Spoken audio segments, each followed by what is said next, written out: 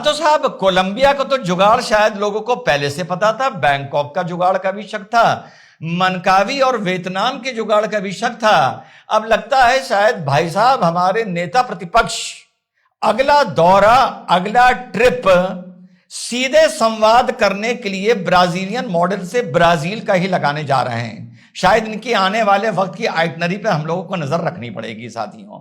तो एक गंभीर मुद्दा जिसे इस आदमी ने बिल्कुल छिछोरा गर्दी बना दिया, उसी मुद्दे पर आज एक और राहुल गांधी को लेकर मेरा नकारात्मक निराशावादी वीडियो।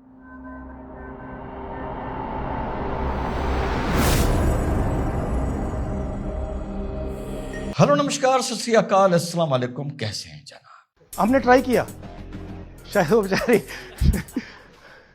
उसकी अब बड़ी ट्रोलिंग होगी बेचारी की। हमने ट्राई किया, शायद वो बेचारी उसकी अब बड़ी ट्रोलिंग होगी बेचारी की। बेशर्मी देखिए आपने इस आदमी की। The entire globe is a society. अगर इस आदमी को यह पता था कि इन 22 जगहों पर 22 मकानों के पते पर किसी एक ही महिला की फोटो लगा दी है और इसकी 2 कौड़ी की तहकीकात ने इसको यह बता भी दिया था ये ब्राजीलियन मॉडल है, तो यह आदमी उसकी फोटो ब्लर कर सकता था। ये कहने के लिए कि जब हम कोर्ट जाएंगे या पिटीशन में जाएंगे कैंसिलेशन ऑफ इलेक्शंस के लिए अपने सबूतों के साथ, तब हम इस महिला की असली फोटो और असली नाम वहां पर बंद लिफाफे में अपनी पिटीशन में उजागर करेंगे।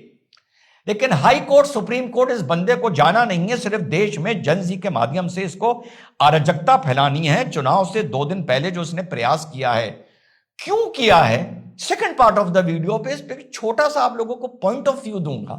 देखता हूं आप लोग किस हद तक मेरे साथ एग्री करते हैं। गैर जिम्मेदाराना व्यवहार की, बेशर्मी की एक प्रकाष्ठा और एक पर्याय है ये बंदा।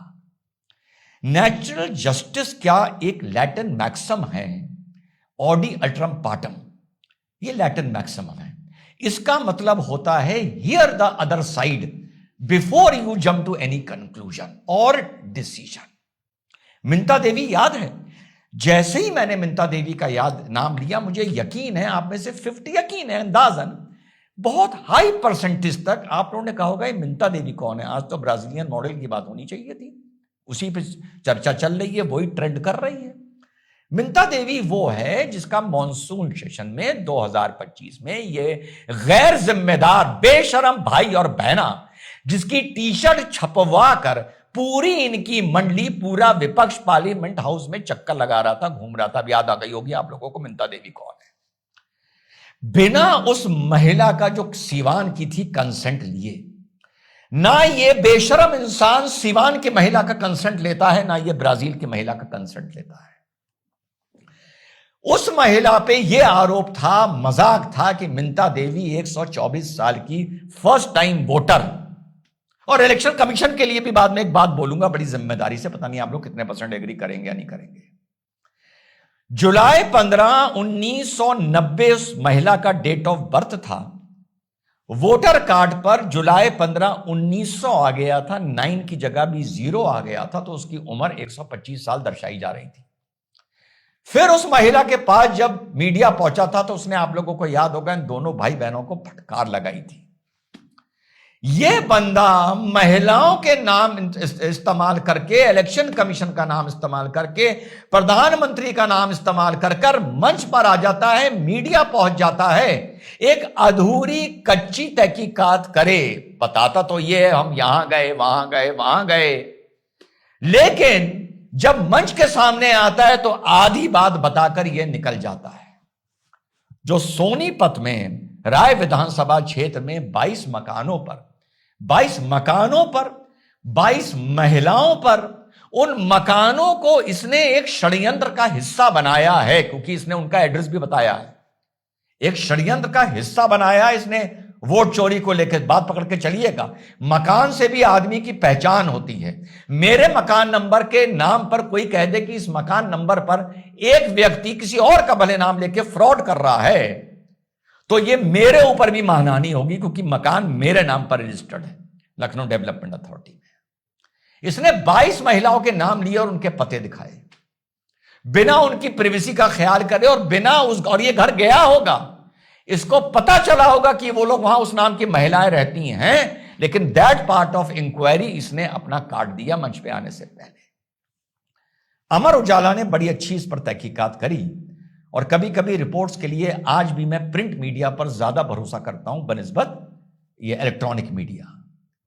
22 महिलाओं में से 14 महिलाएं वहां मिली, इनसे सब नाम लिए थे ना, पिंकी, मुनेश, रश्मि, गुनिया, अंजू, कलावती, पूनम, सरोज, बिमला, दर्शाना, अंगूरी, सुनीता, सीमा, सरस्वती, गीता, विमला। 22 में से 14 वहां मिली जिन्होंने वोट डाला था।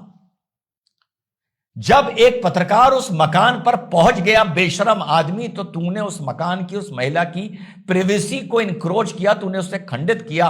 पर मुझे समझ में नहीं आ रहा, जैसे कल भी मैंने वीडियो बनाया था, क्या मजबूरी है, क्या हताशा है, क्या रणनीति है सरकार की कि खुला छोड़ दो, ये सेल्फ डिस्ट्रक्टिव मोड में है, या सरकार समझ नहीं रही है इसके क्या धरातल पर आगे जाके नुकसान हो सकते हैं। ये नहीं कह रहा कि सरकार मूर्ख है, पर कुछ है बीच में जो आपको और हमको समझ नहीं आ रहा है कि इसको ऐसे खुला क्यों छोड़ रखा है, क्यों छोड़ रखा है। तो 22 में से 14 महिला मिली जिन्होंने कहा हमने वोट डाला है, एक आती ही नहीं।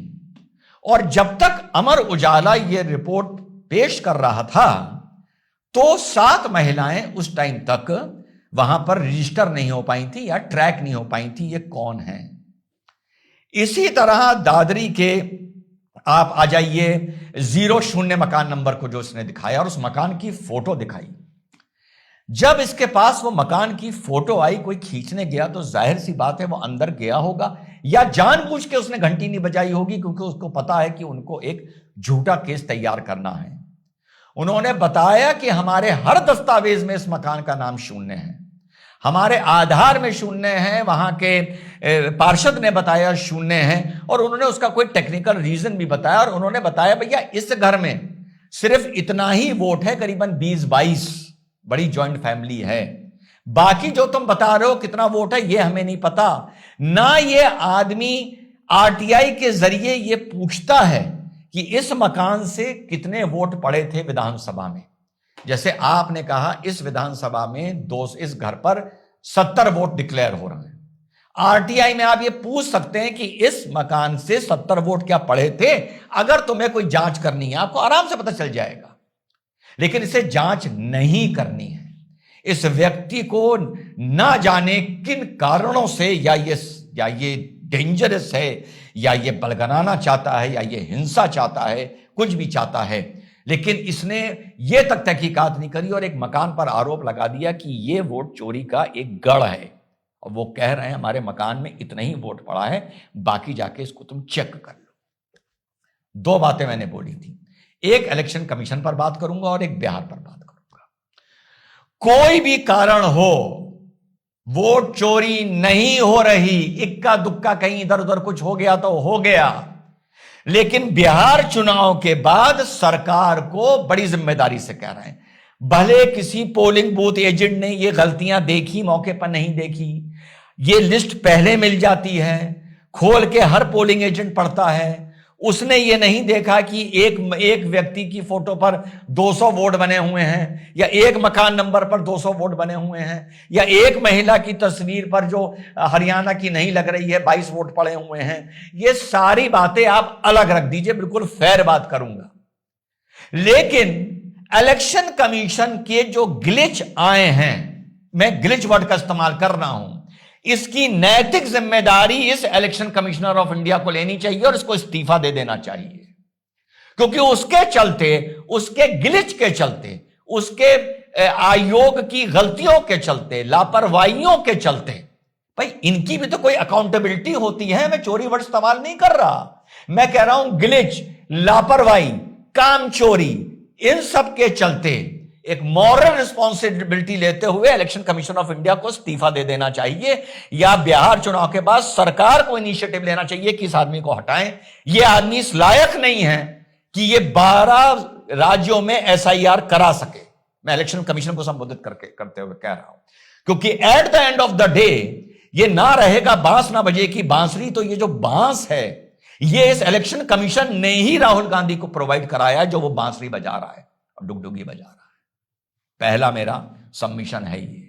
और दूसरा, जो 2 दिन पहले बिहार से इसने ये प्रेस कॉन्फ्रेंस की है, लोग ये कह रहे हैं कि इसका सीधा मतलब ये है कि ये बिहार हारने वाले हैं और उसकी पेशबंदी में ये ड्रामा किया गया है। ठीक, प्रथम दृष्टिया यही नजर आता है, एक फूड ऑफ थॉट देके जा रहा हूं। यह भी इसका एक कारण हो सकता है कि क्या इनको लग रहा है कि हम बिहार जीतने वाले हैं, और 2 दिन पहले बिना तेजस्वी को कॉन्फिडेंस में लिए इस बंदे ने यह प्रेस कॉन्फ्रेंस कर ये जानते हुए अपनी इनसाइट से, इनपुट से कि हम बिहार जीतने वाले हैं, ये इस जीत का सेहरा अपनी एच फाइल या अपनी प्रेस कॉन्फ्रेंस के सर बांधना चाहता है, ताकि अगर ये बड़े एक वेफर थिन मार्जिन से भी बिहार जीतें, ये खट से उसका सेहरा बांधेगा और ये कहेगा कि चुनाव से 2 दिन पहले देखो मैंने पूरा वोटिंग पैटर्न बदल दिया and I am the hero of Bihar election. एक चीज पहले का पॉइंट ऑफ व्यू आप मीडिया पे सुन चुके होंगे, ये दूसरा मेरा पॉइंट ऑफ व्यू है। जय हिंद, वंदे मातरम, खुदा हाफिज।